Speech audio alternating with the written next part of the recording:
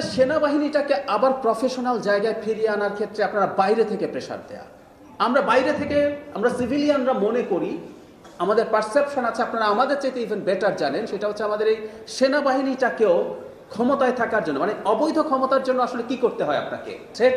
Threat BNP ছিল, so বিএনপিকে মামলা হামলা করে শেষ করো। থ্রেট সেনাবাহিনী, কারণ সেনাবাহিনী আপনাকে ডে টু ডে লাইফে কাজ লাগাতে পারলেও আপনাকে ক্ষমতাচ্যুত কিন্তু করতে পারে।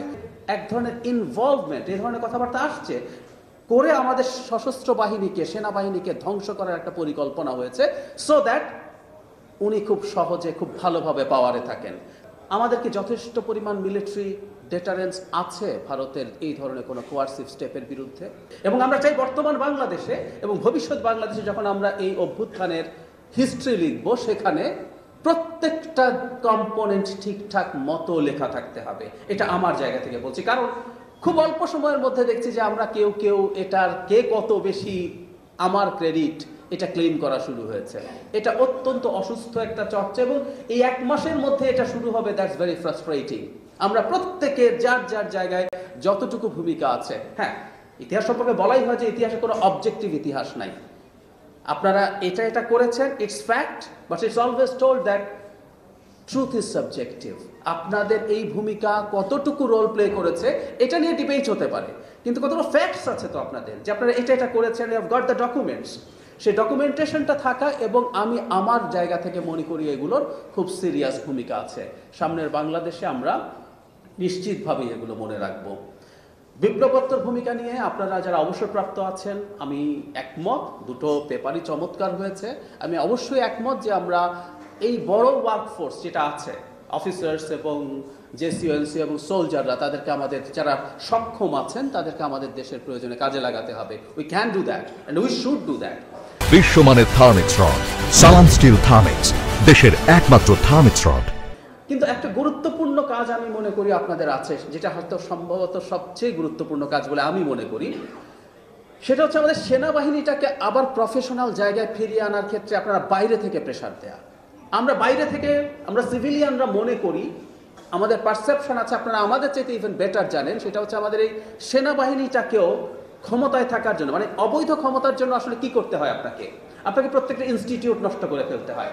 আপনি বিচার বিভাগ নষ্ট করেছেন, কারণ ওখানে আপনার ইচ্ছে মতো যাতে সবকিছু হয়।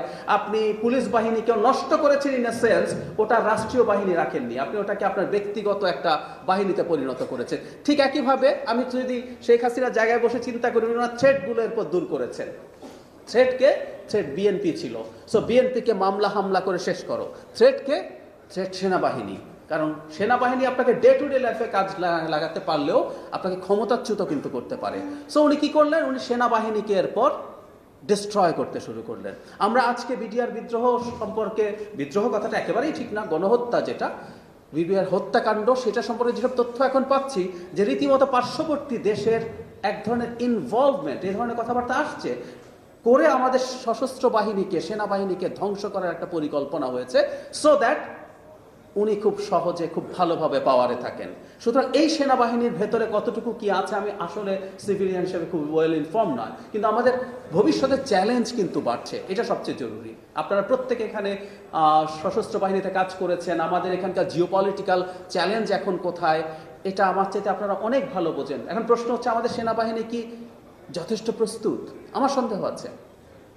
কিছুদিন আগে ভারতের প্রতিরক্ষা মন্ত্রী রীতিমতো কমান্ডারদের সামনে বলছেন, তিনটা ঘটনাকে উল্লেখ করে আপনারা সবাই দেখেছেন, Russia Ukraine war, Israel Hamas war, এবং বাংলাদেশকে নিয়ে আনএক্সপেক্টেড পরিস্থিতি তৈরি হতে পারে, এবং উনি ওনার কমান্ডারদেরকে বলছেন রেডি থাকতে। আমার প্রশ্ন হচ্ছে, আমাদের কি যথেষ্ট পরিমাণ মিলিটারি ডেটারেন্স আছে ভারতের এই ধরনের কোনো কোয়ার্সিভ স্টেপের বিরুদ্ধে? সরিয়ে রাখি, মিয়ানমারে যে সিভিল ওয়ার চলছে, সেটা স্পিল ওভার আসতে শুরু করেছে। এই যে দফায় দফায় বাংলাদেশে, আমি মোটামুটি একটা হিসাব রেখেছিলাম, অনেক 50-এর বেশি বার আমাদের এয়ার স্পেস ভায়োলেটেড হয়েছে, ওদের মর্টার এসে আমাদের দেশে পড়েছে, ওদের গুলিতে আমাদের মানুষ মারা গেছে। আমরা কি যথেষ্ট ডেটারেন্স দেখাতে পেরেছি ওই সময়গুলোতে? তো সামনে কিন্তু চ্যালেঞ্জ অনেক হাই।